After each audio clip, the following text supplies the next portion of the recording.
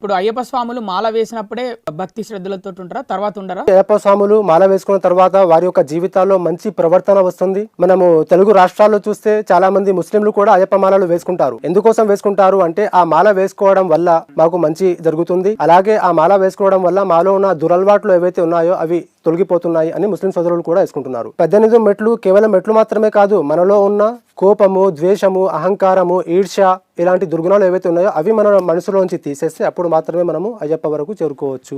అయ్యప్ప మాల వేసేది దురలవాట్లకు దూరంగా ఉండడానికే వేస్తున్నారా? దురలవాట్లకు మాత్రమే దూరంగా ఉండడానికి అని కాదు, దాంట్లో భక్తి శ్రద్ధలు ఉంటాయి. ఈ చలికాలంలో మార్నింగ్ 10 అయినప్పటికీ కూడా మనము చల్లనీటితో స్నానం చేయలేము. అలాంటిది అయ్యప్ప స్వాములు ఎంతో భక్తితో ఎర్లీ మార్నింగ్ 4 o'clock వాళ్ళు నీటి స్నానం చేస్తారు. అలాగే బాడీపై ఎలాంటి వస్త్రాలు వేసుకోకుండా పూజలో కూర్చుంటారు. మనము ఎన్నో స్వెట్టర్లు, దుప్పట్లు వేసుకొని కూడా అలాంటి పూజలు చేయలేము, కానీ వాళ్ళు చేస్తున్నారు. వారందరికీ కూడా నాకు హృదయపూర్వక అభినందనలు తెలియజేస్తున్నాను.